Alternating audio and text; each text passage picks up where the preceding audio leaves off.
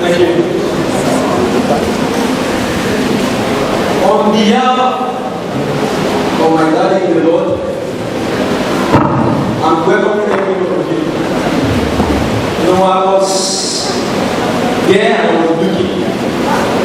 The uncle said we want to invite daddies to the high table. And the table was not a place higher than every other person. This jam went together for minutes. There are people that are working. You say I did on the high place. Yes, I did on the high. But what they are people of God. They have everything, they feel, the influence. They have God, which is what billions. And they sat platform at every one of us and they are fathers. Please jam the rest together for fathers. Why? Fathers are ladders. And when you want ladders, you can see father. Please jam the rest together for them. Thank you very much, sir. Before we continue, I'm going to give the mic to my daddy to say something. They call it a chat. This is a dinner. I don't want to call it chat. Chat is too harsh for a dinner. But to chat to be a dinner. Daddy, just greet us. Right? Start at 4 p.m. If by this time we are yet to start, we need something should be run fast. We are business-minded church, and the Almighty God will help us to do something. Tonight is not a night for joking. It's not a joking matter. It's a serious matter. Anywhere from now, we can be listening to a very important talk that has to do with families. I want to believe the Almighty God that talk is going to touch all of us in this something. And I'm trusting God that within the next 1 hour, 15 minutes, we should be able to round up this meeting. God bless you, organizers, and God bless you very much. Please, if you're coming down stand for God, please jam it very well. Before we set up our time, the next program of the agenda is the welcome address by our mommy in charge of the groups, but she is unavoidably absent now. I want to invite mommy Akintade to do it on our behalf. Please jam it together for her.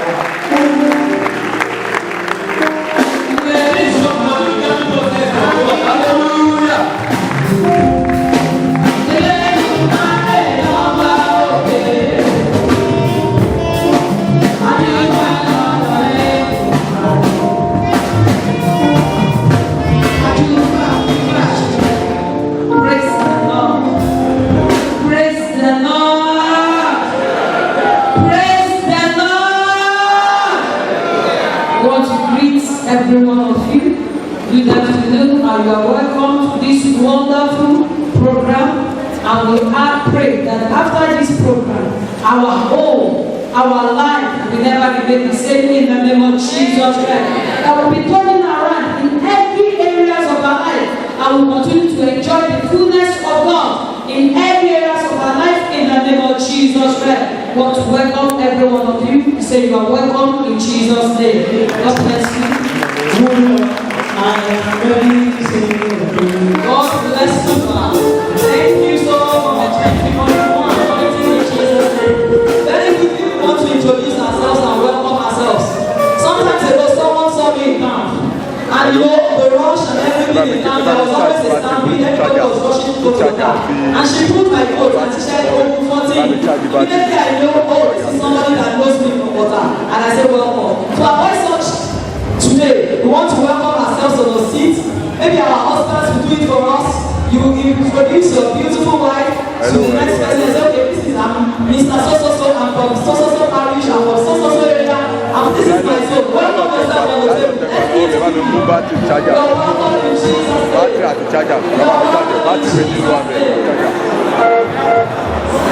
You can exchange phone numbers. It is allowed today. You are family friends already. We are family friends. We know ourselves. You can exchange numbers. You can exchange your addresses. And you can be very partners. Praying families. God bless you. God bless you.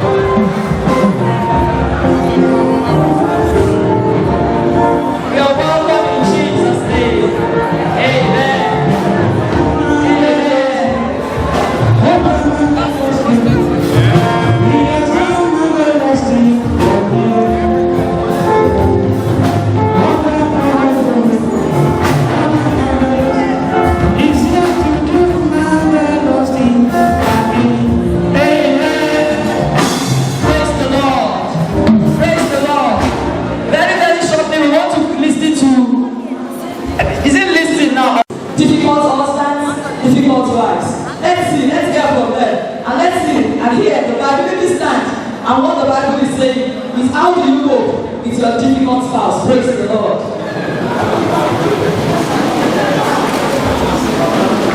Praise the Lord. From what my sister has told us, we want to discuss how to cope with difficult husbands or difficult wives. She has said it is difficult, but our major concern this evening, because we have talked to the women yesterday, we'll be talking about how to cope with difficult husbands. And I pray as you listen, the Almighty God Himself will minister to us all in Jesus' name. Hello? Hello? I'm on now, I'm on. My sister, what do we mean by difficult husband? Okay. But kí ni kọ́tọ́ ṣe lọ́wọ́ ẹ̀ máa rí kọ́ lẹ́nu láì tó ìnáwó sí lánàá àbí kíkọ́ mistake àtọ̀tọ̀. Praise the Lord. A difficult husband is a man that is not easy to satisfy. A difficult husband is a man that you need to make a lot of sacrifices.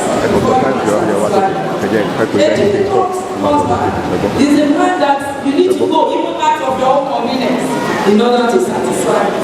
And such men, they have peculiarities. Now, what are these peculiarities? Firstly, let us look into the area of traditional belief and the historical background.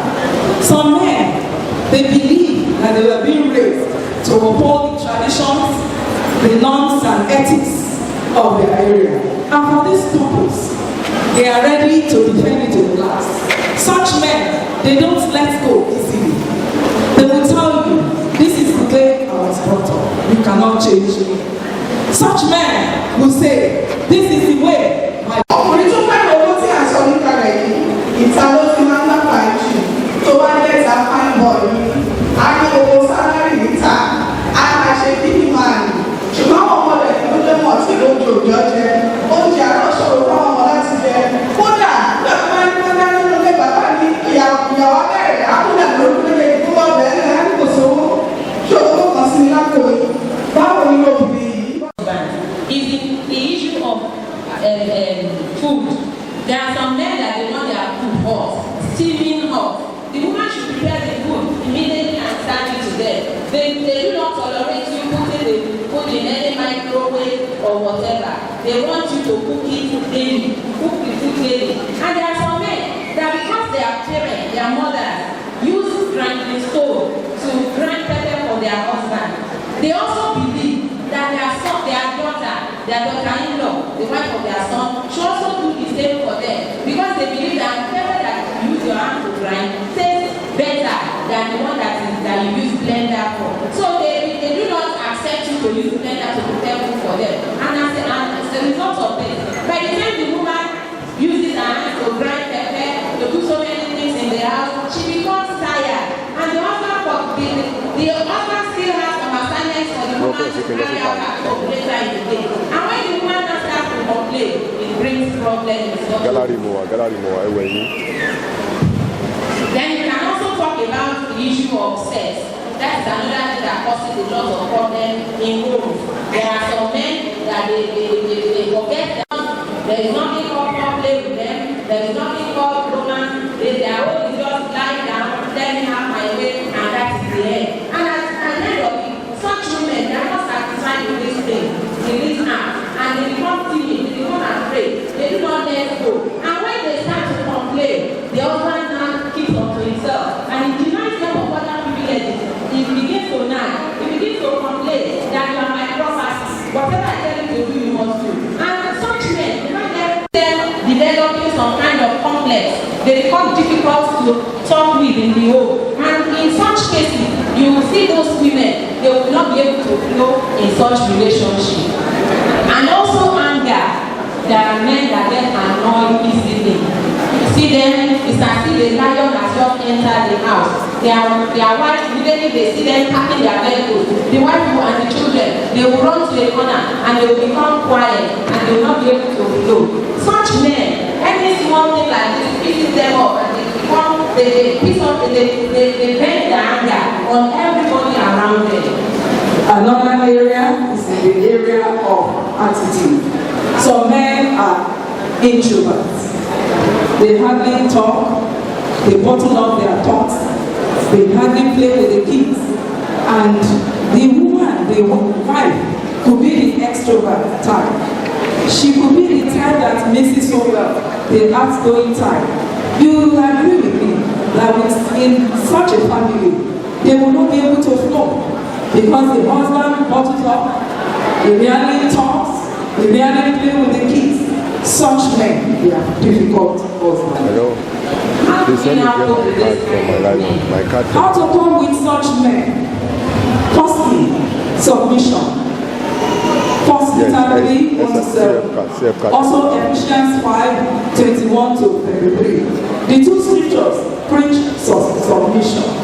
That a wife should be submissive to her husband. That she should reverence her husband. But my brother and my sister, this admonition is not only meant for the wife alone. It's for both of them. Both of them should reverence one another. Both of them should submit to one another. Another scripture that is very relevant is also 1 Corinthians 7, verse 27a. It says, "And thou bound to the wife, do not abuse." That is a caution to our husband. They should cry unto God, that God Almighty should grant them the wisdom to handle their home. Another point is in the area of prayer. The book of Proverbs 21 verse 4 says, "The heart of the king is in the heart of God." And like the waters, like the sea of waters, he directs whichever way he wishes. So a woman should submit her husband's heart into the heart of God. Let God Almighty talk to him. There is nobody on this earth that God cannot handle. Let God Almighty speak to him. On your knees, commit the heart of your husband into the hand of God.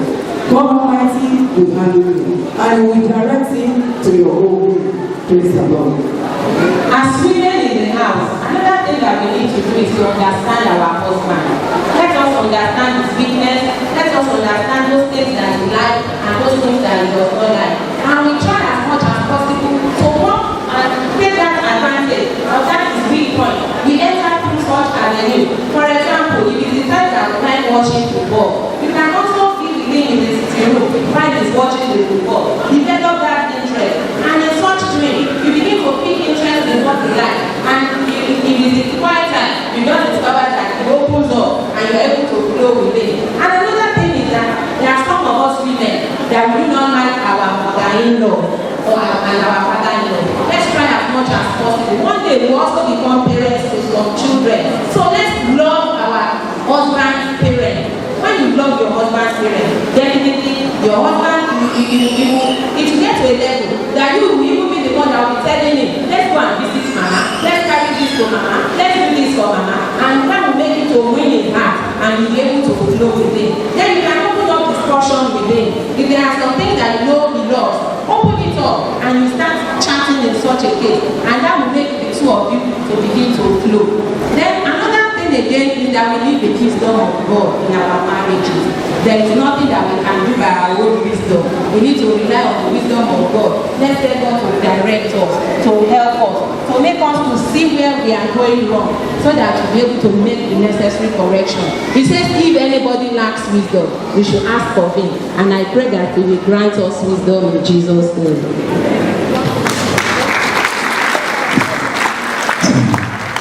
Thank you very much. Please jam your hands together for them.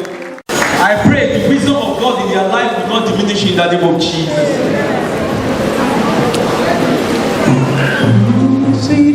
Good evening. Thank you very much.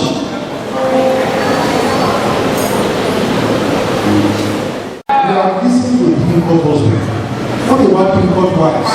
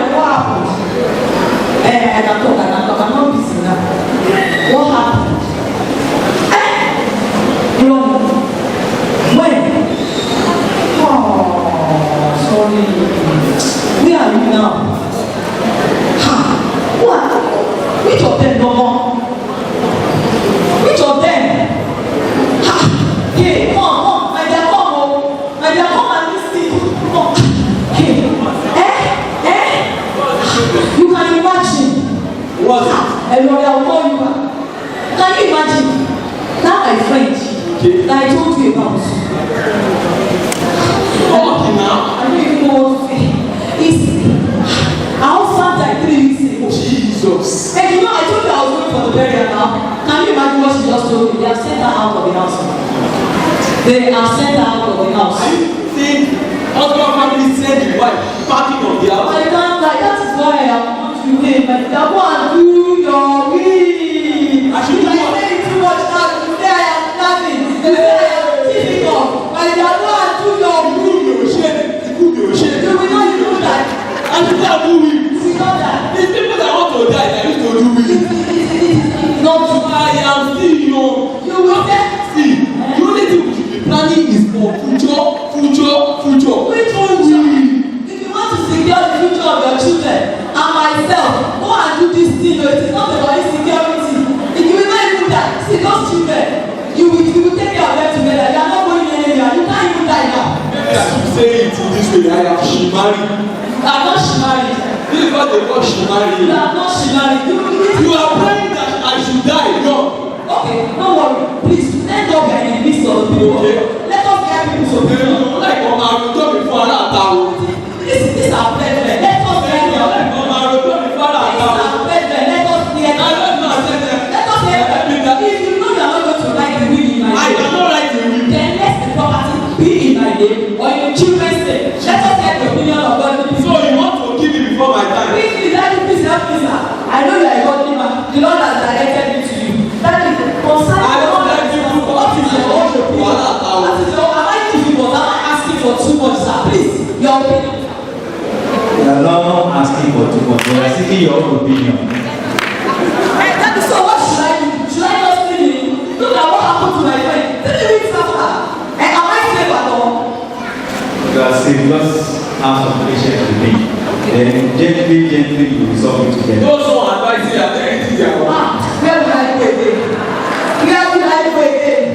Daddy, please help me. Let me look for another. Hey, Daddy, God bless you. The Lord has directed me to you. What should I do? Am I actually difficult? Am I difficult? Am I asking for too much? What is your opinion, sir? You are not asking for too much, but you have to be patient. How patient you need? Oh, I'm letting you.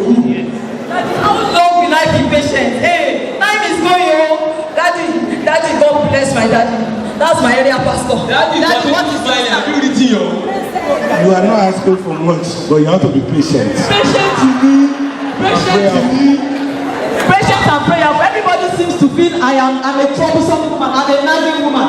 Okay, mommy, you are a godly woman. Oh, be neutral. And be sincere. What is this too much? What is your opinion, man? It's not too much, but we have to be patient with that. Patient you need. Mommy, give me a time frame for my patience. How long? When I'm 75, When the man is ready. When the man is ready. Okay, let me go. Daddy, thank you, sir. Your opinion, sir. You have to be patient and listen to him.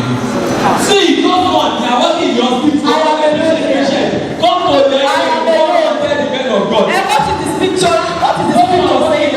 Patient, what? What is this picture saying? Daddy, thank my daddy. Patient God. Patient.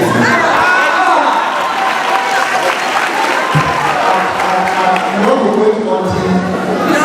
Your parents, when your brothers and sisters in the village will come around and begin to molest your wife, send them out of the wife. I must tell you the truth. The earlier you prepare to be, the better for your future. Because your future starts after your death. Your children, they have to be for my friend. Come to the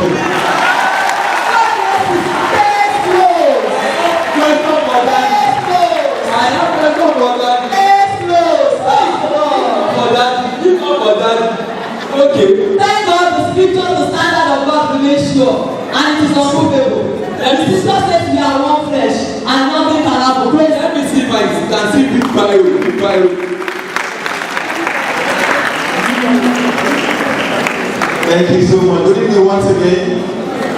When they said stubborn women, the men were happy. I want to begin our life to say thank you very much for this wonderful privilege. My name is Mark Dow, the angel of humor. I do not only make people laugh for a living, I make people laugh so that they will live longer. Because laughter do what good in the body like good medicine. Once again, I have a applause for our pastors for the house, please. I love pastors so much, but this end time has taught me to stay quite far away from pastors. So when I go to my church, I go to my pastors, I give them my schedule, and I go away. Why? Because the Bible says in the last days, two people will stand, they will be talking. Trumpet will sound, one person will go, one person will stay. Imagine I'm talking to my pastor, and that the trumpet not to happen. Trumpet now go, pastor will not go. Me. God forbid. Now I don't know what is happening. My dad told me that in their own days, if as a man you want to ask a lady out or you want to propose to a lady, the lady will stand like this. The man will stand, you will be looking at the lady. The moment the lady discovers that you are looking at her, she will turn the other way and she will begin to feel shy. And she will be like, oh me, that man is looking at me. Don't look at him, don't mind him. Now the man will come and say, hello young lady, my name is Sunday, how are you? Is he talking to you? I'm answering you. You know, they are shy. And that was then. These days, as a man, if you stand too much and you are looking at a lady, you are staring at a lady. If the lady sees you, she's the one that will walk to you. Why are you looking at me? You want to talk to me? You want to talk to me? It is not the guy that will have to say, no, I'm just looking at you there. And now, our MC was talking about sex in marriage. Now, let me tell you something, man. When it comes to the issue of sex, if you don't make investment in the day, you can't collect dividends in the night. If you don't make savings in the day, you can't make withdrawals in the night. That is why in this part of the world, men talk louder in the day, they whisper in the night. Now, during the day, when you want to tell your wife, I love you, you shout, only I love you. What else do you want me to do? I mean, look at the car I bought for you. I changed your phone. I bought you new box of jewelry for goodness sake. I love you. What do you want me to do? In the night, only, hello, now. It is not the wife that will not be shouting. God bless you. God bless you. I will go to the next. Don't worry, I won't touch you. Should I give you? You are okay. Okay, it's okay. Okay, it's okay. So that is the way. That's the way it is. Now, women, for you, there is this thing that women do in this part of the world. As a lady, most of the married women have done it before. When you were dating your guy, that car was his car. The moment you got married like this, why? But go to the kitchen. No, it's my kitchen. Nobody should enter my kitchen. What are you doing with my place? Why? That was how one woman, the husband was coming from work when they just looked at the woman, she was just jumping all over the place. Honey, give us our ATM card, let me go to our bank and collect our money.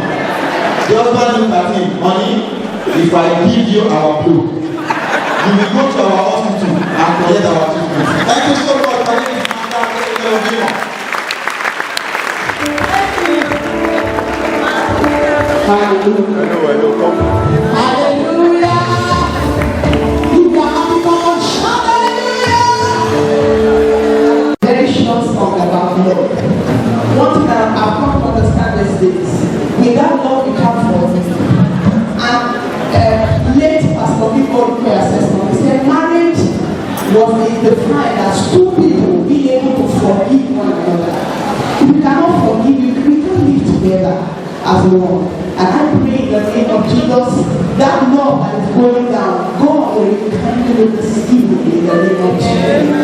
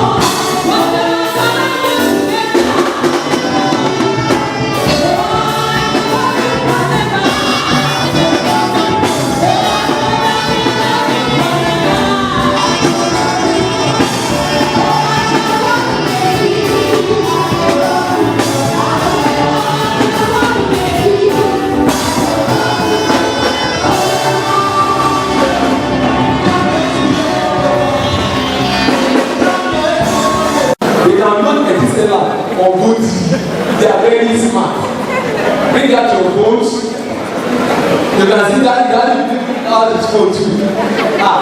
He's a kingdom gift. One thing that you don't know, one will know. Yes.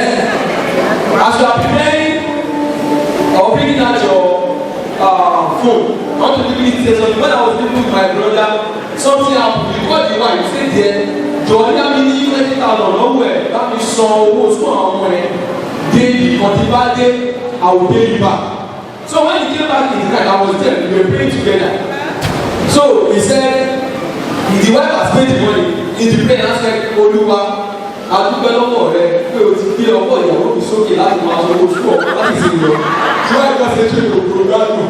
Ibi tí mo lẹ́yìn fọ́ọ̀nù wọ́n ṣe mi ò bẹ gbádùn nínú prayer. Kọ́nìmà, àwọn ìgbẹ́ yóò ṣe èèmẹ̀. Because the prayer was not direction and husband need to be the right wisdom. Don't be money. I have no card. Some people say, no, she network. It's an indigenous network. That's how we know. If you are there, 63054 3508 050-256. You are the one that know the instruments. Wow! I want to do it. Some of them they pick anything from the convention camp. They can know anything. Please stand up, let them see you now. Hallelujah! These are the people we need in the protecting department of this country. So our project will not be there for several years. They will start giving to Lord. Hallelujah! Let's go to the Global Network. What is Global Network? I need to use our company. Global Network. In fact, the moment of you press send, they will be able to attend. Engineers. Okay, let's do MTN. Even if I come my birthday, so people will know it. Let me just call the card. 7953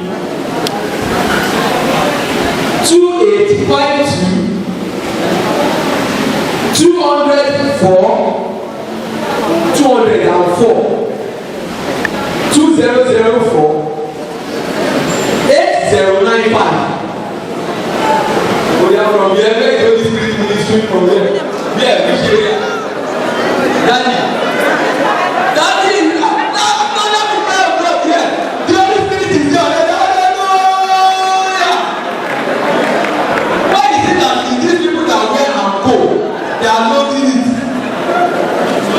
hallelujah. Mommy, this is your own. Hallelujah. What is happening here? The Holy Spirit, look at your people here. I pray for grace. Let's go. I still have another hand. Mommy already say it. This is what you do. Not the last one to go somewhere, but you do. Hallelujah. You see, some people want to look at and say, oh, what is wrong in number? What is not in number now? Is 0. Let's go. 709, and he said that. Nobody is doing it. Okay, let me know. What are those happening? He said that. See.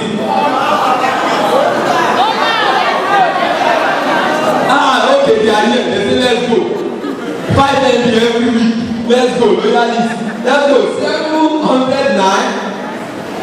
3032 8802 706. Holy Spirit, where are you? Where are you? Please pity your people here. Pity them here. Where? That is using the grace here to favor here. Where do you want to sit here now? They have man, set here man. Please jump and let's pray for every one of them. There were those 3 families. Congratulations. They are having something to do. Hallelujah. Praise the Lord. Can I have your Tisalat family? The Glo family, the MTN family. Please come, let's meet you.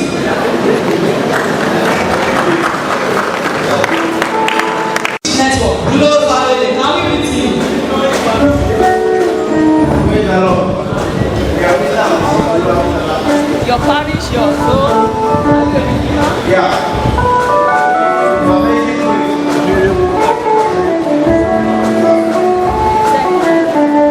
But from Amazing Grace Parish, Abundant Favor Area, the Miracle Zone. Hallelujah. You're welcome. Can I have the Christians for now? Can I have them? It's a last family. your name, your soul, your prayer, your Yes. yes, okay, you're welcome. Come with me. Please, the third family now. Can I have the third family? You're welcome. Thank you. Thank you. Thank you. Please let us join us. Very, very sure. Yeah, this is for you. Are you a believer? Your question is, today, June 12, Sunday, June 12, the title of the Open Heavens for today is what? Where is the text? I want you to tell me that. Open Heavens for today. No cheating. No roofing. Open Heavens for today. I'm going to look at anybody go away. Wọ́n ti ká sọ̀rọ̀ ìjánu pẹ́sẹ̀ lè lè lò. No! Don't do that! Going on. How many minutes more? Some people don't look at anybody, just do their thing. Open heavens for today. Look at Jesus. Look at Jesus. Hallelujah. Can any other family help out? Yes. Yes, yes. Soldiers of the cross. The text. The text. The text. Quickly. No, it's not possibility. It's not possibility. It's not Ephesians. It is 2 Timothy 4. 2 Timothy 4, the text is 2 Timothy 4, verse 7 to 8. And every verse says, I have fought the good fight. I have kept the faith. I have finished what? Praise the Lord. Hallelujah. Which verse of now? You missed your question. Okay. The next question goes to my brother here. What is the color code of your wedding day? The color code of your wedding day. Don't tell me. The color code of your wedding day. Were you there? You were there. So what's the color code? When you are talking, is that true? Are you sure? Praise the Lord. Hallelujah. Praise the Lord. My brother, the question goes to you now. You have children, sir. Praise the Lord. What day of the week was your last child born? And what was the pathway? What day of the week was your last child born? And what was the pathway of the baby? What day of the week? Monday, Tuesday, Wednesday, which one? Let's go. No cheating. No cheating. We are still waiting for your questions. If you have questions, please pass them to the ushers. Please, we need the question forward here so we can attend to What this. day of the week? Thursday. What was the last weight of the day? That's the case. The last weight. Wait. The baby has that. 90 kilograms there. Láì ṣe sẹ̀mú. Hallelujah. My sister, you know the last weight of your last child. God bless you. The baby comes to her. She will never forget. Hallelujah. Amen. The second part of the question now goes to you. Do you have a car? Mommy, please stand up.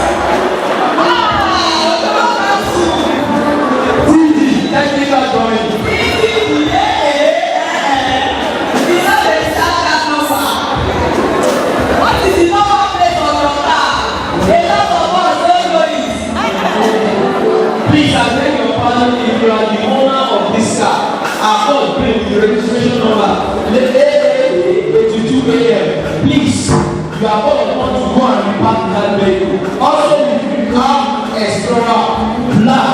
Our registration number is GG636EE.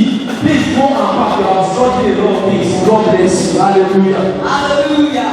I'm going to preach a message to have and to hold. And your wife is going to interpret in your own preferred language. If you are Yoruba, say Yoruba. If you are Yoruba, let her interpret in Yoruba. Preach a 5-minute message on the topic to have and to hold. And your wife will interpret for you quickly. Or any of them can do it. The other person will interpret. Praise the Lord. Praise the living Jesus. Brethren, praise the Lord. Praise the living Jesus. Yes, the topic before me today is to have and to hold. The matter we take for our yeah. To have and to hold is of God. Because to have and to hold has to do with love. If you don't love, you can't hold your neighbor. If you're fighting with your neighbor, you can't hold your neighbor. Hallelujah. Don't come say you don't get God, you don't know your neighbor, you don't love your neighbor. And the phrase to have and to hold is meant for married people. To have and to hold, it has to do with married people. To have your wife and to hold your wife. What he's saying is that you can't hold someone's wife and your wife. And the last question now. Last question. My sister or my brother, you are going to sing a duet, a love song, a duet, whichever.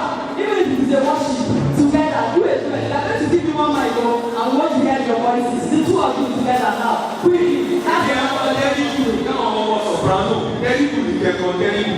it's time up and let everybody see you. Do it together. Please welcome the God fire of the province.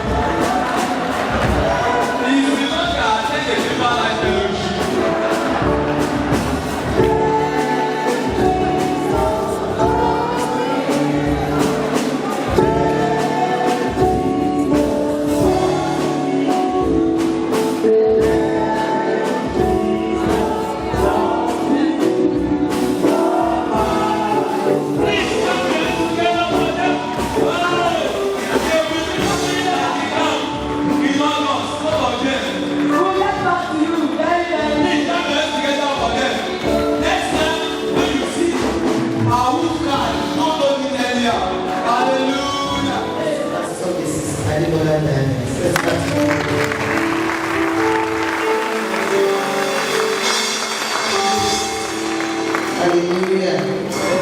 She's the wife of the general overseer of Hallelujah Research Center, Lamenta.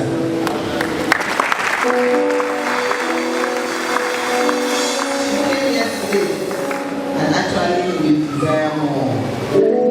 Thank God that we didn't miss coming today. While we were just talking about this, expecting one day, thank God that we agreed that she should come even today.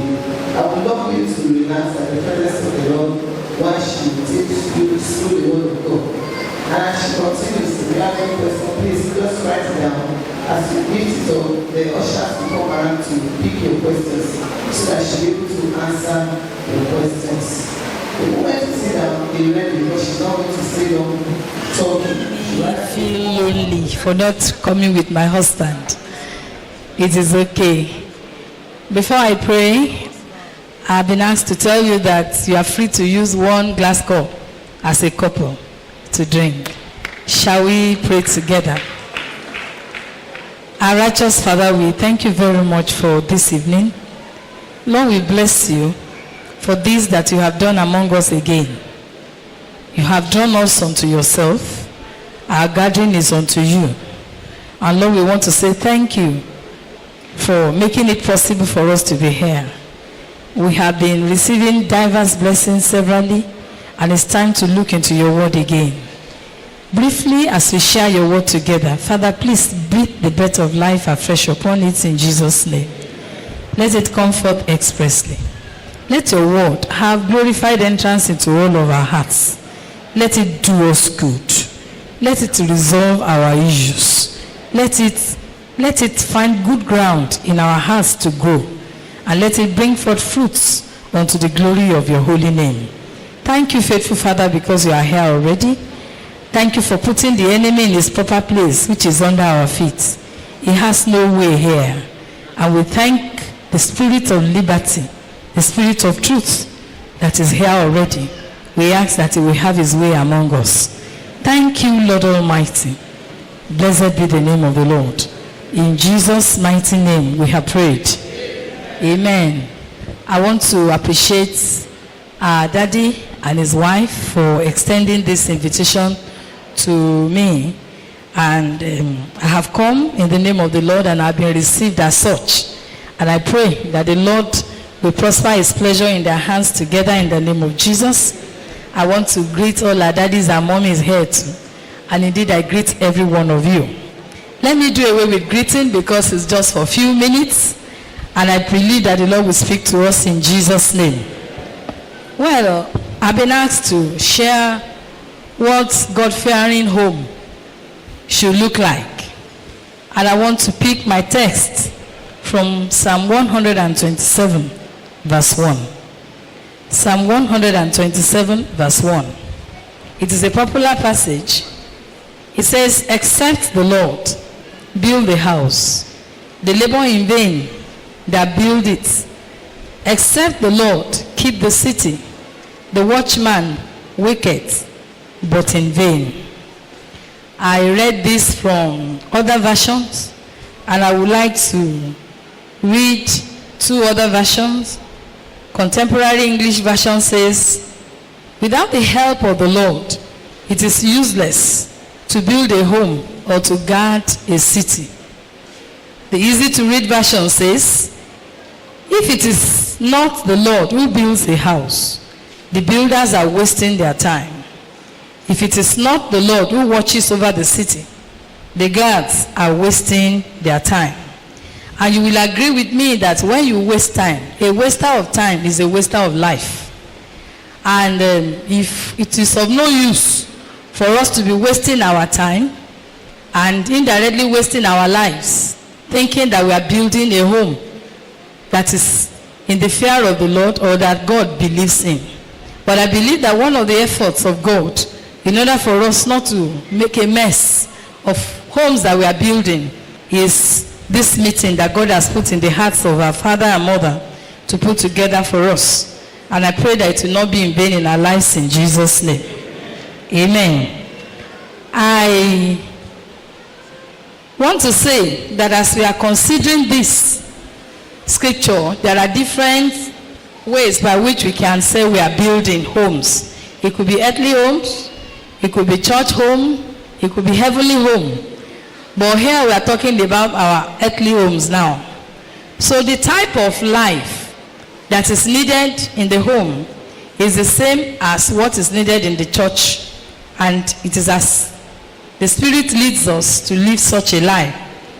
It is only when we are seeking and submitting to the leading of the Holy Spirit and not simply to the whims of man that godly families, both physical and spiritual, are birthed. I'm going to consider 6 points briefly as we look at this together. Number 1, a house must be built by someone. Many people, you know, when they are building, they claim to be builders. Especially when you want to build, people will come around, they say they are builders. But few of them are actually craftsmen. But God has already made it clear to us that for our homes, there is only one true builder, only one true craftsman, and it is the Lord. We may try, we may make efforts, we may do all that we need to do, like some people will say when they have problem. They will say, I've tried my best.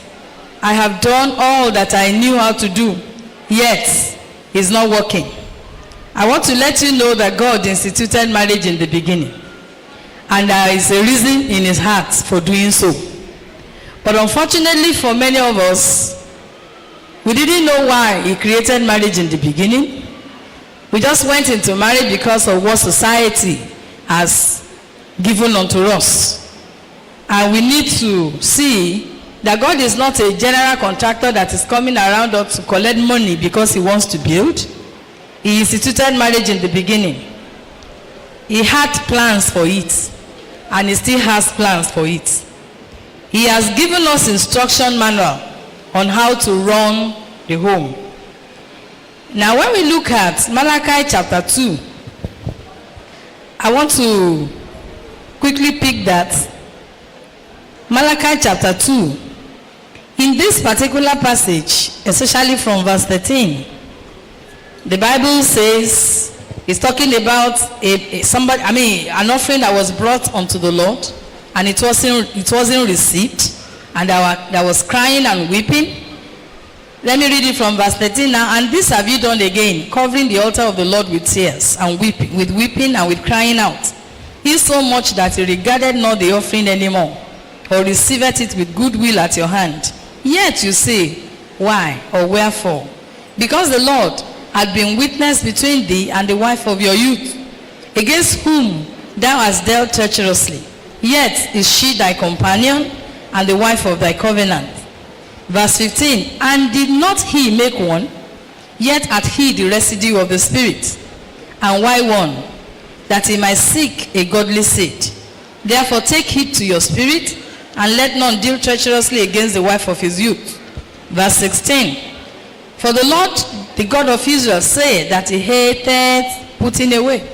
A version says, for the Lord, the God of Israel, says that he hates divorce. Let me stop there.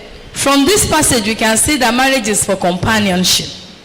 Because he's saying to the man, you have dealt treacherously against the wife of your youth, yet she is your companion. The second thing he says is that she is the wife of your covenant.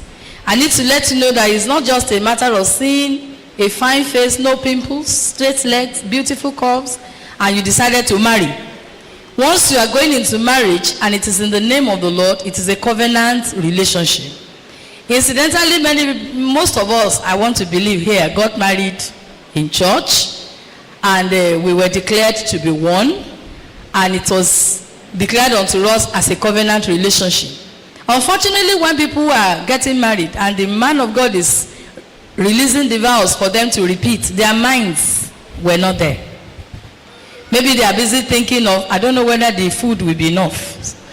I don't know whether they have brought the cake. Oh, this uncle is also around. Yeah, they are talking, they are repeating the vows, but their hearts are not there. And we need to revisit our vows. What did we really say? Because God is saying, I am a witness. And by the time you do not live up to expectation, we disappoint God. Another thing that God has said is, he made it possible for a man and a woman to come together because he has expectation. His own expectation is that this union will produce a godly seed. In some other versions, it says godly offspring. Some says godly children. But I love the word seed. Even though godly children is okay, God can make a man and a woman to come together to raise children for him. It's a couple who gave birth to our great men of God. God could decide that a particular family will give birth to a child for him who will be a deliverer. There are some families that God made use of all their children. Moses' mother had 3, and the 3 of them were at the forefront of revival. There was the man in the New Testament, Philip. He had 4 daughters. The Bible says they were virgins and they were prophesying. So God could make a man and a woman to come together to give birth to children. And it could be a seed. I love the word seed because it could be children, it could be an assignment, it could be a project. But whatever it is that the couple will produce, because they must produce. God is expecting something that you will produce. That thing must be godly.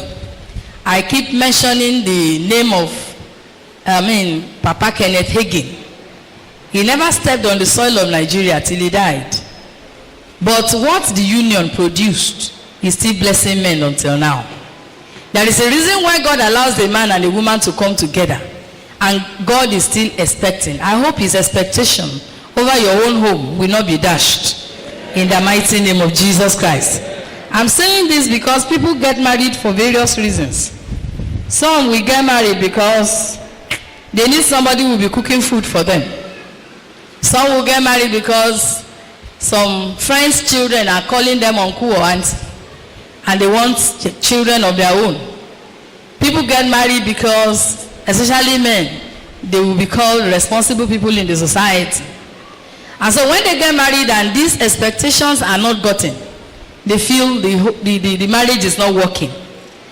God also has expectation. And that's one of the things I have told us. And it says he hates divorce. These are the understandings that we need to know about marriage as we go into it. Now in the beginning, when God made man, he said, let us make man in our own image and in our likeness. And he said many things in Genesis chapter 1. He told them what they will govern, what they will have dominion over. And he said, male and female created he them. In Genesis chapter 2 was when we were fully introduced to the female aspect. And before that one came up in Genesis 2:15, the Bible says God gave Adam work to do in the garden. He told him to dress it and to keep it. A version says to maintain it and to preserve it. So the man got the assignment of his life. And as he was doing it, in Genesis 2:18, God came for the first time. Because out of all the things he made in Genesis 1, the Bible will say, and God saw that it was good. And God saw that it was good. But when he got to verse 18 of Genesis 2, and God said, it is not good that a man should be alone. And he said, I will make a help meet for him. That thing is two words. It's not one word like people will say, is it help meet or help mate? If you look at it very well, it is help meet for him. Help suitable for him. Help uniquely fitting for him. And God couldn't find a help among all the other things he created until he decided to make the man to sleep. The man slept and God brought out a rib from his side. And God fashioned that rib into a woman. I want you to look at your wife. See what one rib has produced in the hand of the Almighty God. Isn't she beautiful? Some men are not looking at their wives. Isn't she beautiful? Just one rib. Just one rib. Now if your rib could produce a beautiful woman like this, you can imagine if you commit your home in the hands of the Almighty God, what God can make of that home. The Lord will help us in Jesus' name. Amen. So the reason why God brought out this help was to help the man to fulfill the assignment God has given him. There is a work that God has committed into the hand of the man to do. And God expects that their home will help the man to fulfill it. So marriage is not an end in itself. It is a means to an end. It is a means for ministry. When I was in school, especially when we will get to final year, you see all these people running, everybody wanted to get engaged, everybody wanted to marry, thinking that marriage is the ultimate. Unfortunately, many of them will get married. After some years, when you go and ask them, so how are you feeling? They are just there. They are not yet fulfilled. There is still a void inside of them. They don't even know what will satisfy them. It's because they thought that marriage was the ultimate. It is not an end in itself. It is a means to an end. God wants you to use marriage as a tool to fulfill the purpose for which he has allowed you to come together. And this is one of the understandings that we need to have before we can have a God-fearing home. So to build this God-fearing home, we must allow God to be the head of the home. The Bible says the head of every woman is the man. The head of man is Christ. The head of Christ is God. And I remember that in Ecclesiastes, we need to also know that the Bible says a threefold cord is not quickly broken. A threefold cord, if you draw a triangle in your paper, God will be at the head, then you have the husband and the wife. As you're having a relationship together, God must still be the head.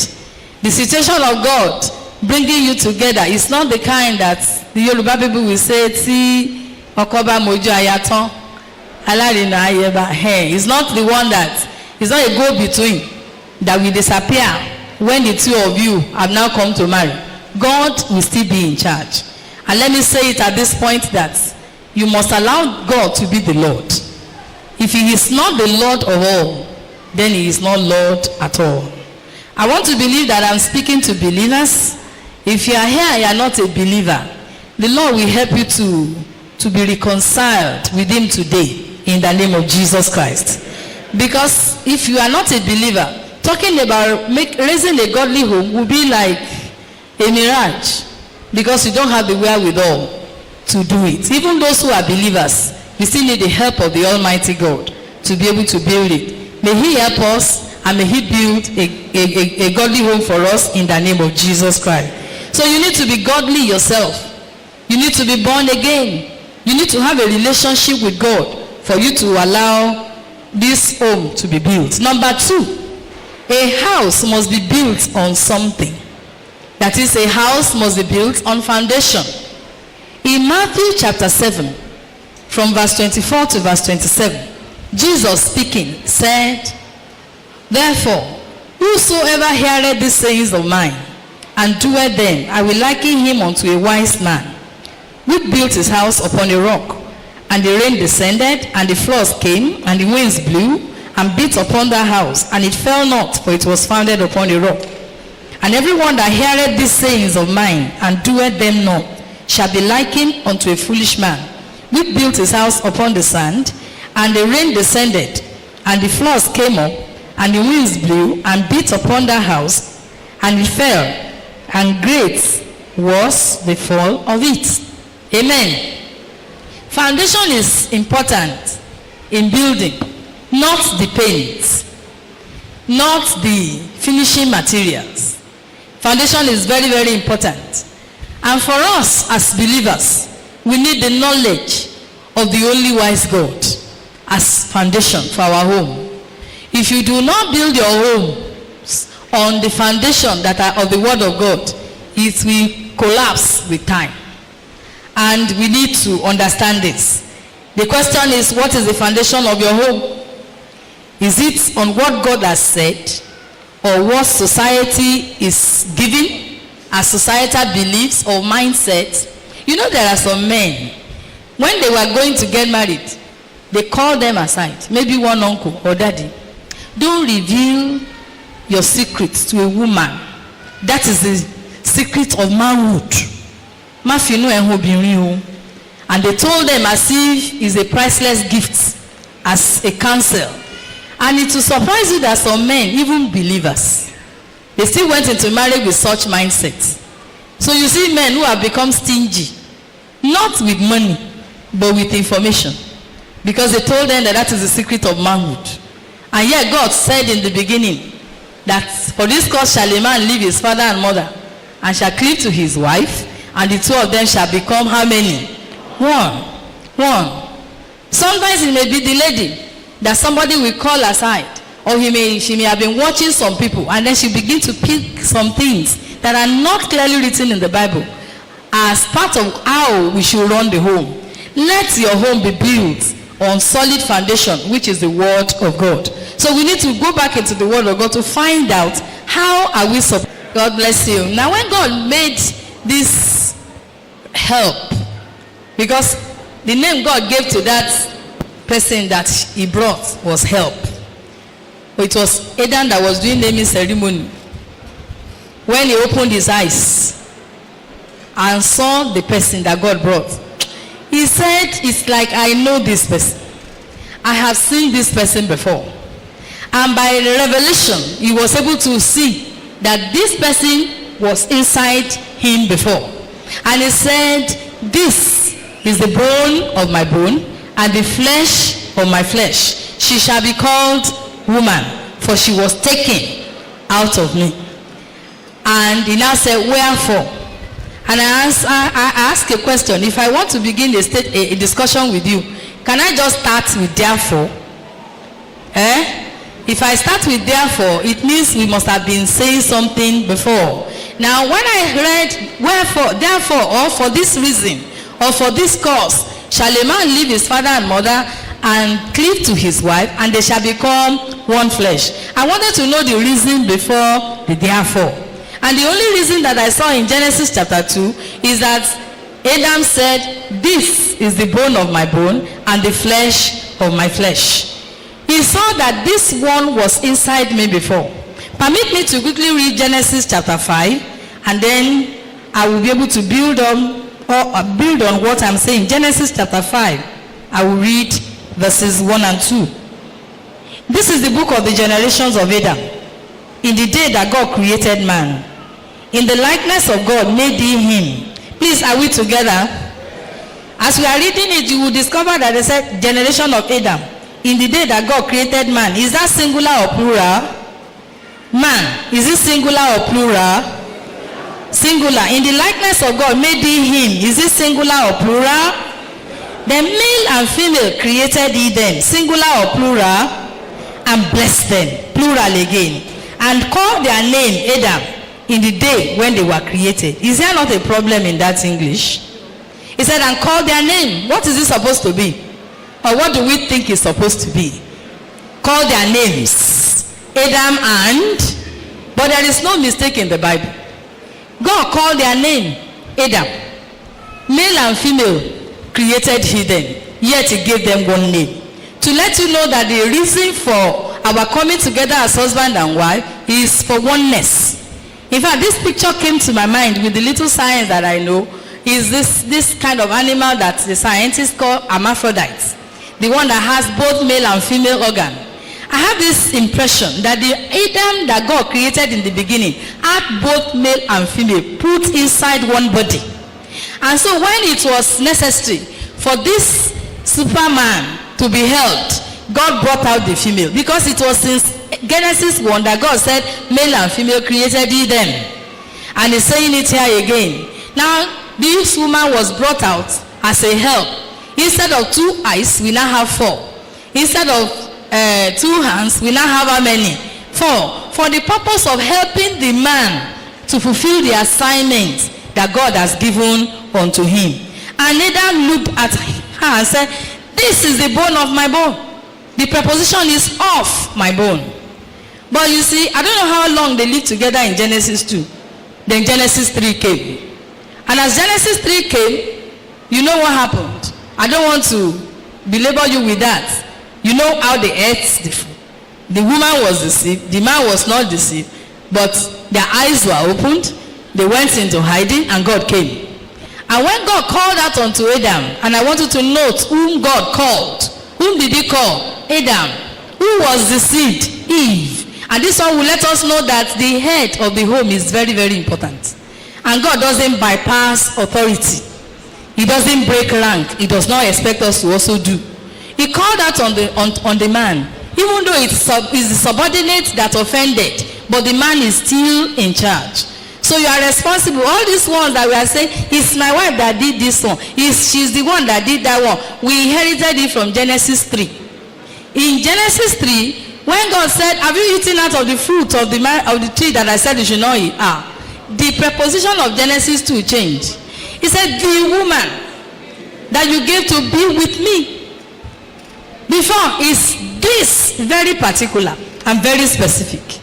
This is the bone of my bone and the flesh of my flesh. But now it has become the woman, as if it's not part of me. If I am standing with, I can move away. If I'm standing with something, it can be like an excess luggage or an addendum. Unfortunately, many of us grew up under Genesis 3 marriage. That's the only one we know. We will hear our mother say something like, Tori ni mo ṣe dúró, mba ti lọ. Mothers will be telling children, it's because of you I still stay in this house. I would have gone since. As if it's because of children they got married in the first instance. Genesis 2 marriage is what God wants to restore us to. And I'm begging God that God will restore our various homes to Genesis 2 marriage. In Genesis 2 marriage, they were one. In Genesis 2 marriage, their eyes were not yet opened. And it is this open eye that is creating problems now, Olaju. That That is what will make a woman to look at her husband and say, what is wrong with you? Is it not you? Because you sleep and wake up together. We forget that there is an instruction manual that the one who instituted marriage in the beginning gave us on how to play our own roles. May God give us understanding in Jesus' name. Let me quickly say something on this issue of this is the bone of my bone. Now, this is the bone of my bone means this bone, I am safe to use mommy and daddy. This bone was inside daddy before. Now, she has been brought out. It is not everything that was inside daddy that came out with this bone. Some bones, when they were removing them, the percentage of things that came out was 70-30, some 50-50, some 0-100. So you will now discover that the strength of this bone has become the weakness of daddy. The strength of daddy is the weakness of this bone. Now when you look at the two of them, there are some things that this bone will be able to do very well, and daddy will not know how to do it at all. Are you looking at your spouses now? Let me give you an example.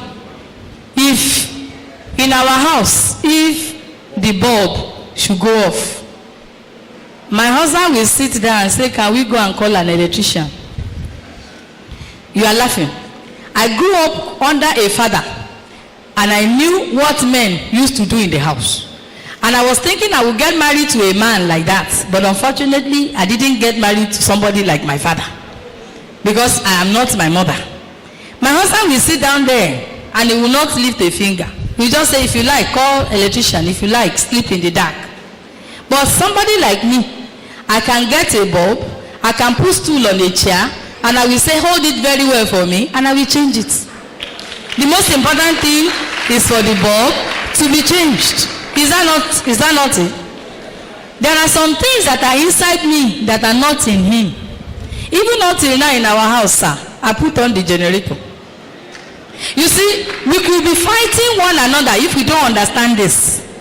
You will be fighting one another, but he who created them in the beginning created them like that. Well, that's why you can't compare your husband with another person's husband. I tell people that I'm the only one that can marry my husband, because I'm the one that will fit in perfectly, and because I was brought out of him. Amen. Some people, they will say, my wife, she talks too much.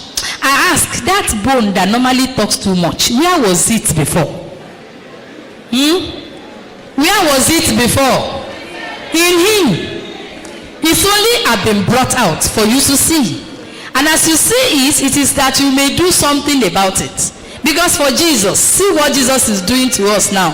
He is busy washing the church with the water of the word, so that we might be presented unto him as a church without spots or wrinkle or blemish. Many men do not know that what they are seeing in their wives that they don't like is actually the deficiency of their bone. And they can still work on this bone in order to present the bone to themselves, not even to God, to themselves, as a wife that they will desire. May God help us with understanding in Jesus' name. Amen. So, no more, because there are some, like, I can remember things. Like, now I came here yesterday, people went to stand on the roadside, but today, they didn't need to wait for me on the road. But if it is my husband, he will need to come here 10 times for him to know which turning, which way. That's why some husbands, they don't remember bad days. They don't remember some details. But the wife will do. Is that not so? And there are some things that the wife will not know how to do at all. She will only be waiting for who? For daddy. And God did it deliberately. Not for competition. It is for completion. And it is that we might complement one another. Please, let's stop competing. Let's stop all this competing with one another. And the area of help that you are supposed to render in the life of your husband, don't see it as a weakness and you begin to expose the nakedness of the home. The Bible says they were both naked and they were not ashamed. A woman walked up to me one time. I was telling me that, do you see that my husband, he doesn't take his bath. If you look at his armpits like this, it's smelly. And I was looking at her. I was wondering why she was telling me. What does she want to gain? Will that one make me to hate the man? Will that one make me to despised the man. She didn't know that actually I pitied her, because you don't expose your nakedness. There are so many women, what you are supposed to help in the life of your husband, you see it. You may be the only one seeing it. You will analyze. In fact, you will complain about it. Yet God allows you to see it so that you can help the man. The same thing goes for the man.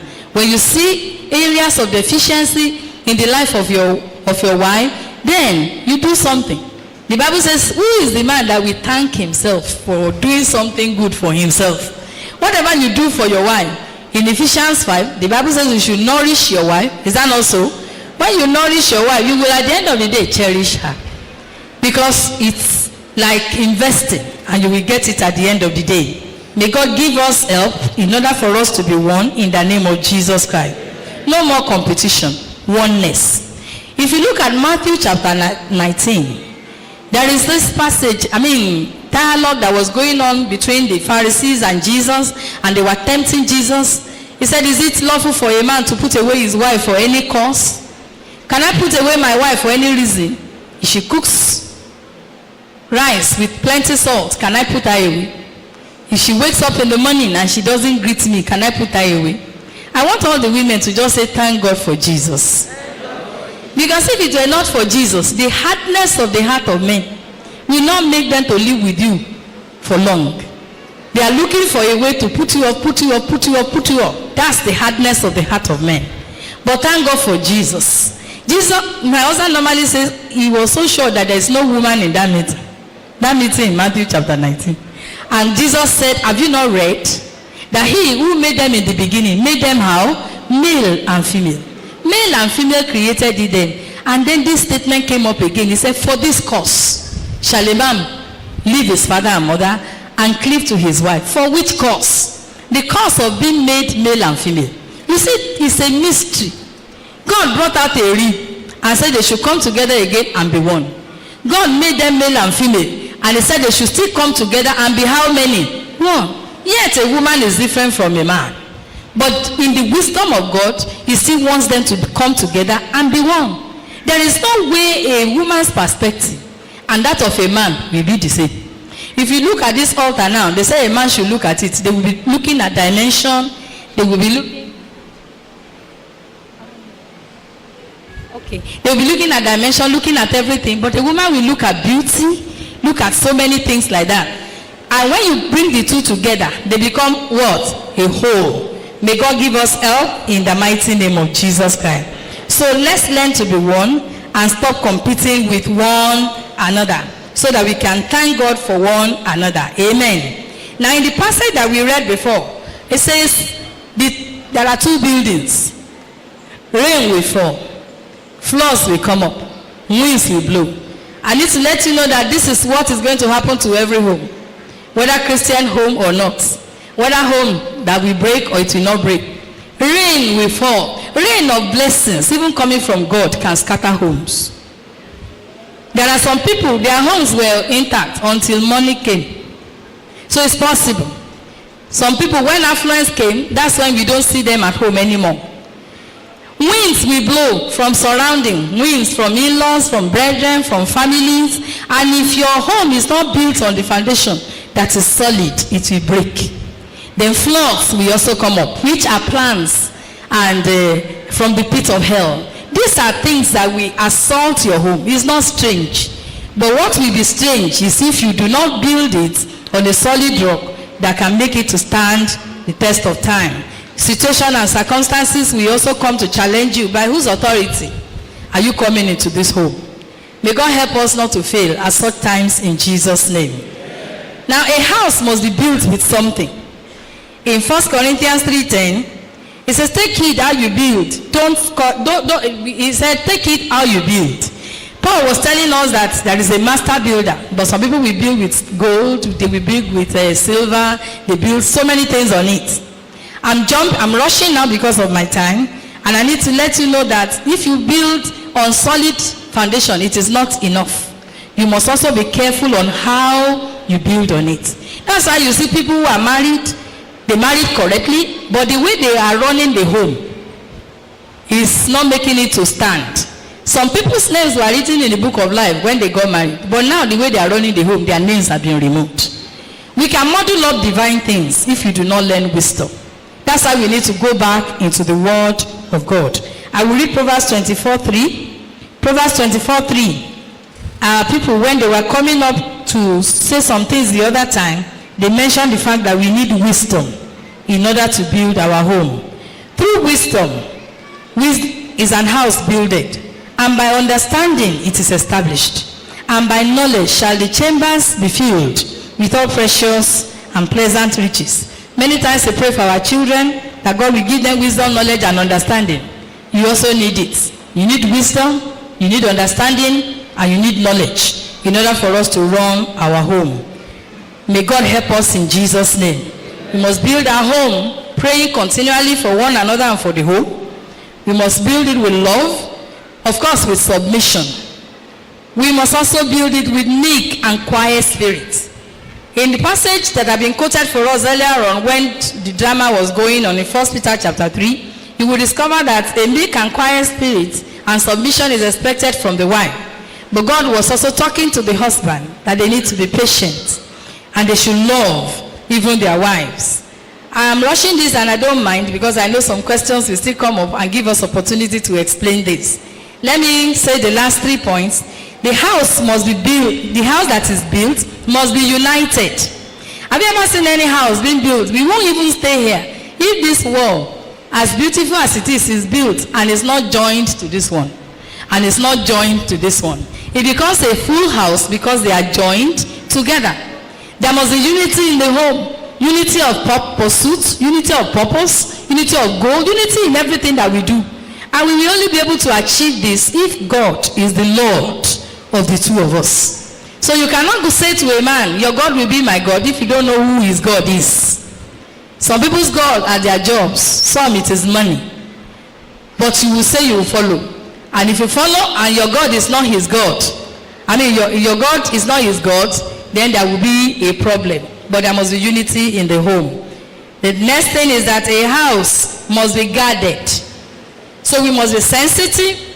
Somebody said it before that if the hedge is broken, the serpent will bite. And we need to understand what the devil is planning for the home. There are some times that he will come and like a symptom. A woman of God recently, we were sharing in a meeting together, was saying that there was quarrel in the home and the husband just picked his bag and said he's going. He said he's going. There's no need to pursue ministry if I can't handle my home. And so he said he will look for a job in Lagos and send money to them since they had only one child. The woman said she ran into one of the rooms and just laid before the Lord and said, Lord, help me. Then she slept off while praying. And then she had a dream. And in the dream, she saw herself and her husband. And then a puppy, like a beautiful dog, was, coming towards them. They were expecting it. They loved his coming. But as soon as it got close to them, it changed into a fearful-looking dog. And then she woke up. Then she knew that there was fire on the mountain. She understood the dream, as I know you also understand. There are some things that will come. They look simple. They look innocent on the surface. But they are actually dangerous. Some of them will come like a symptom that will eventually become a full-blown sickness. If you do not guard the hedge, if it is broken, then the serpent will bite. Some of these outbursts of anger, outbursts of, revenge, unforgiveness, it is because we are not being careful of what the devil is planning. The devil does not love you, and he doesn't want your home to stand as one. May God help us in the name of Jesus Christ. The final one there is that this particular house is not a home until it is occupied. Is that not so? Is that not what they say? So it must be occupied. It means your presence must be felt in the home.